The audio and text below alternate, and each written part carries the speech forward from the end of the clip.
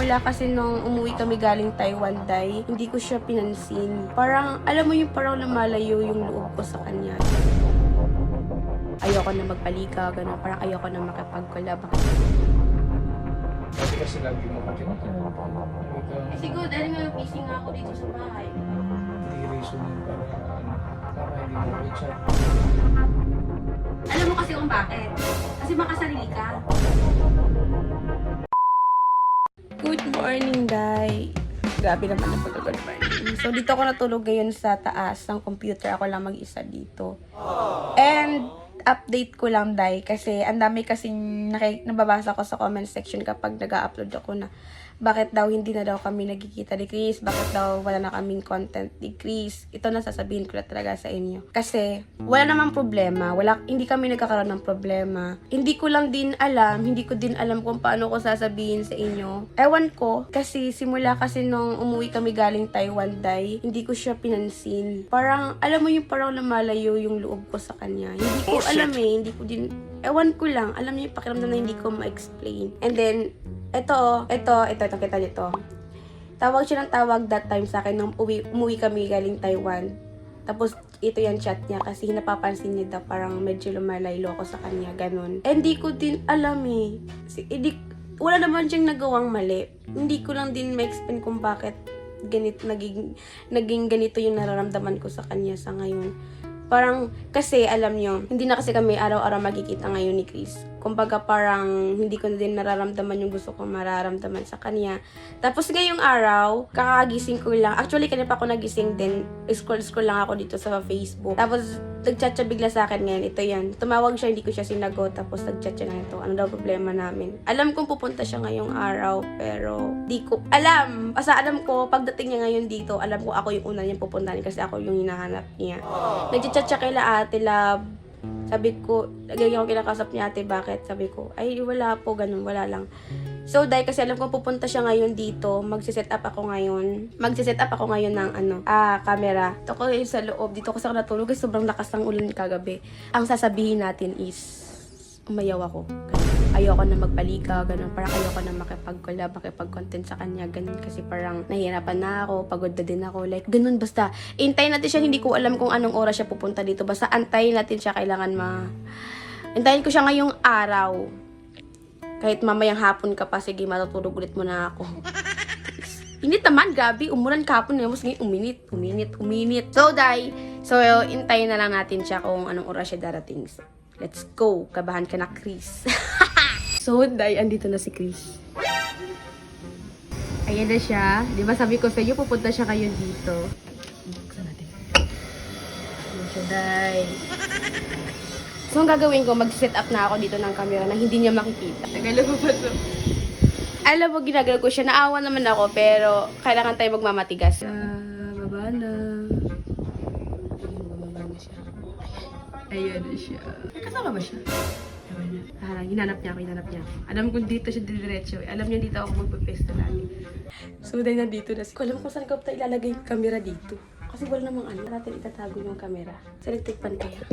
Hindi. Ito kaya sa baba. Lagyan ko na ng kumot. Maririnig kaya tayo nito. Wait lang. Paano ko ba ito ilalagay? Dito. Paano makikita niya ito eh? Saan ko ito ilalagay? Ito, set up natin siya dito tayo sa may uno na to. Tapos lagyan ko siya dito ng katabunan. Kita ba ako? Kita ba ako? Dito ko na nakikita. Ay, hindi. Ang hirap ba? So, andun si Chris. Ayan si Chris. Umupo siya, hinanap niya ako. Nagchat siya sa akin, hindi ko siya pinapansin. Oh, shit! Kabado ka na, Chris.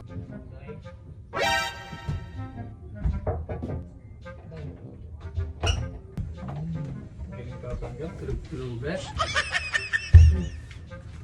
Kaya binibigay sa chat ko. Kaya nang tawag na ako. Bakit ka nandito? Bakit ka nandito? Isang linggo na nga yata ako hindi nakakapunta. Kaya nag-chat na si ate. Kaya nag-chat si ate. Oh. Sabi niya, parang hindi na ako nagpupunta. Oh. Hindi ko naman sabihin ko kasi di mo ako pinapansin, di ba?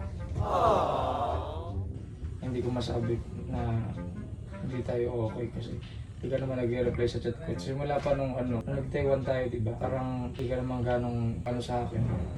Hindi ka ganong okay kasi hindi mo ako pinapansin madalas. Parang maiwas ka, napansin ko. Hindi ko din alam eh. Siguro napagod lang ako. Dami ko kasi problema sa amin. Bala mo naman yung una ko class na rin dami kong problema. Kaya ganun yung kita pinapansin. Sabi ko naman sa'yo kung hindi ka naman okay, di ba? Tsaka hindi tayo nakapag-content kasi alam mo naman, di ba, may pigsaka. Ang dami na rin naghanap sa atin sa vlog kasi, di ba? Ilang linggo na tayong walang upload. Hindi ko naman masabi sa mga tao na hindi tayo okay, hindi tayo nagkakausap. Tapos kanina, kaya rin nilakas ako ng loob ko kasi di ba chinat kita, tinawagan kita. Hindi ka din nagre-reply. Bumili ako ng tawag ito, inutosan kasi bumili ng ulam ka na kaya di ko nasagot siguro kanina. Okay ka lang ba?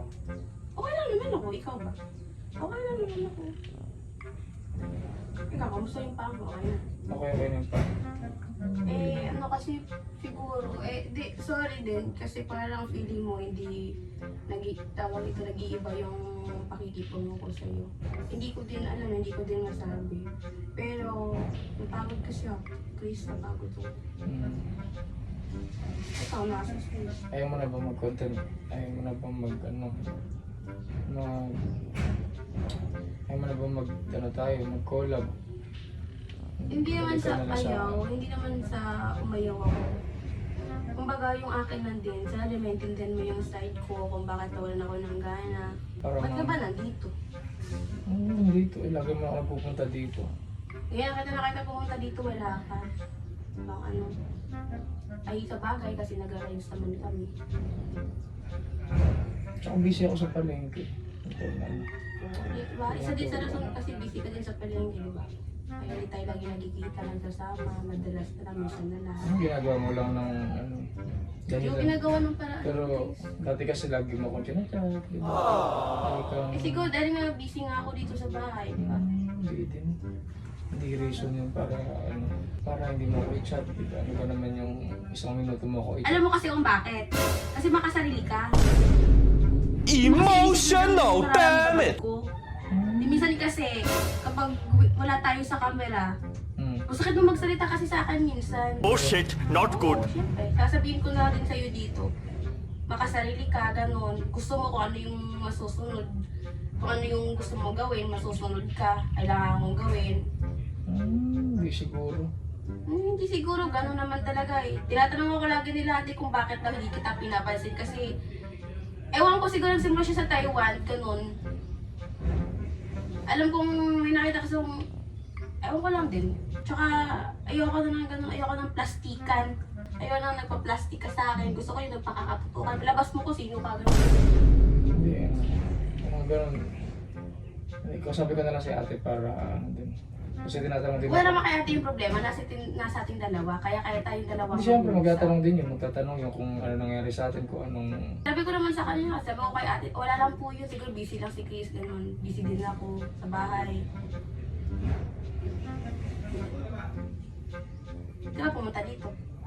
Gusto mo lang kausapin, ganun. Hindi. Ayun, para maliwanagan ka, kasi nga, siguro ngayon, napapagod na din ako makipag-content sa'yo, makipag-collab sa'yo. Kasi minsan kasi, ang problema sa'yo, yung, alam mo yung, anong tawag dito, yung halimbawa may gusto akong sabihin sa'yo, tapos parang dinadaan mo lagi sa joke. Yung seryoso, yung mga bagay na sinasabi ko, pero dinadaan mo sa joke. Ayoko na ganun eh. Kaya nga diba, kala ko kasi maramdaman ko sa'yo yung, halimbawa may problema ako, pagka nilalabasan kita ng problema, ganun, maiintindihan mo ko. Ikaw kasi parang, tumatawa ka lang, dinadaan mo lahat sa joke. Hindi kasi lahat ng bagay dinadaan mo sa joke. Kaya siguro doon din ako na-disappoint sa'yo. Kasi akala ko kasi dadamayan mo ko. Nagpaalam ka nga sa nanay ko, di ba? Hindi ko naman din nararamdaman kasi minsan gusto mo lagi lang Minsan kasi hindi ko sila sabi sa'yo na may problema ako. Alam mo naman ako, hindi ako naglalabas ng pera lang kapag sobrang bigat na siguro nararamdaman ko. Kaso nga lang, pag dilabas ko siya, tatawanan mo lang ako. Oh shit! Hindi, gusto ko lang humingi ng pasensya. Ganun na naparamdam ko sa'yo. Okay lang yun. Para Pero kung ganun gusto mo, iwas na lang din ako. Tapos babalik na lang ako sa content ko. Yung sa grupo-grupo. Pero explain mo sa mga tao kung bakit, kung paano nangyari, kung paano gagawin natin. Kasi mahirap yun kung sakali na hindi na nila mapanood yung vlog nating dalawa. Mahirap sa kanila mag-disconnect, kahanapin tayo sa kahit saang vlog. Ba't ka iiyak? Gusto ko lang ma-inform natin yung tao na parang kung ano nangyari sa atin. Kasi mahirap yung mag-iisip sila bakit wala na tayong vlog. Bakit parang ano na, parang tahimik na yung kaka-start pa lang natin tapos bigla na lang wala. Ganun. Yun lang, sorry ulit.